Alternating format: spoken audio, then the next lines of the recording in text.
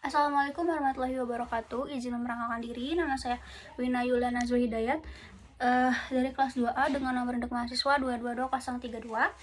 Di sini saya akan melakukan penyuluhan terhadap stunting pada anak dengan tempat itu di posyandu setempat. Sasarannya ibu hamil dan ibu memiliki bayi atau balita serta masyarakat sekitar dari posyandu.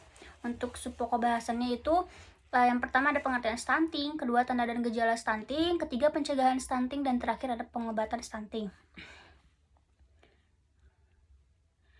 Nah, definisi dari stunting sendiri merupakan gangguan pertumbuhan dan perkembangan anak akibat kekurangan gizi kronis dan infeksi berulang yang ditandai dengan panjang atau tinggi badannya yang berada di bawah standar. Stunting adalah pendek atau sangat pendek berdasarkan panjang atau tinggi badan.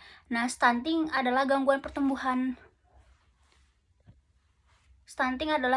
pertumbuhan yang terjadi pada anak-anak di bawah umur 5 tahun dan memiliki dampak terhadap pertumbuhan fisik mereka. Stunting juga merupakan masalah kesehatan anak akibat gizi buruk, terutama jika berlangsung dalam jangka waktu yang lama. Nah, untuk penyebab stuntingnya sendiri, ada beberapa faktor yang mendasari penyebab stunting. Yang pertama itu asupan kalori yang tidak adekuat, seperti faktor sosioekonomi atau faktor kemiskinan, terus pendidikan dan pengetahuan yang rendah mengenai praktik pemberian makan untuk bayi dan balita atau kecukupan ASI-nya, terus peranan protein hewani dalam pemberian empasi, setelah itu penelantaran, pengaruh budaya, serta ketersediaan bahan makanan setempat. Yang kedua, kebutuhan yang meningkat. Nah, seperti penyakit jantung bawaan, alergi susu sapi, bayi berat badan lahir sangat rendah, kelainan metabolisme bawaan, terus infeksi kronik yang disebabkan kebersihan personal dan lingkungan yang buruk, seperti diare kronis, dan juga penyakit-penyakit yang dapat dicegah oleh imunisasi seperti TBC atau tuberkulosis, difteri, terus pertusis, dan juga campak. Yang ketiga itu ada pencegahan stunting. Ada beberapa tips untuk mencegah stunting. Yang pertama itu saat remaja putri, screening, anemia, dan konsumsi tablet tambah darah. Terus saat masa kehamilan disarankan untuk rutin memeriksakan kondisi kehamilan ke dokter.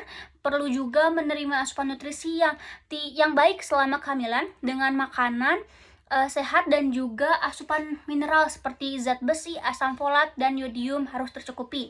Yang ketiga itu pada saat balita, terapkan inisiasi menyusui dini atau IMD. Sesaat setelah bayi lahir, segera lakukan IMD atau inisiasi menyusui dini agar berhasil menjalankan ASI eksklusif. Terus imunisasi, perhatikan jadwal imunisasi rutin yang diterapkan oleh pemerintah agar anak terlindungi dari berbagai macam penyakit. Setelah itu ASI eksklusif.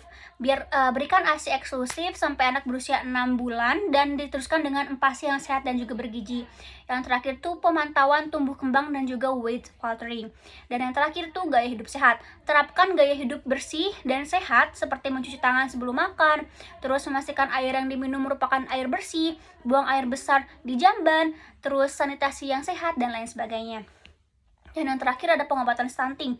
Pengobatan stunting dapat disesuaikan dengan mengetahui penyebabnya, misalnya dengan memperbaiki nutrisi, pemberian suplemen, atau menerapkan gaya hidup sehat. Berikut di sini tuh ada beberapa pengobatan yang sering dilakukan oleh dokter terhadap stunting. Yang pertama, mengobati penyakit yang mendasarinya. Yang kedua, menyarankan dan memberikan suplemen tambahan. Yang ketiga, memberikan suplemen umumnya berupa vitamin A, zat besi, zinc, dan juga yodium. Dan yang terakhir itu menyarankan keluarga untuk mengajarkan anak menerapkan perilaku hidup bersih dan memperbaiki sanitasi. Sekian dari saya. Mohon maaf bila ada topik ataupun bahasan yang mungkin kurang atau mungkin kurang berkenan di hati para peserta penyuluhan. Sekian dari saya, Wina Yuliana Hidayat. Wabillahi taufiq wal hidayah. Wassalamualaikum warahmatullahi wabarakatuh.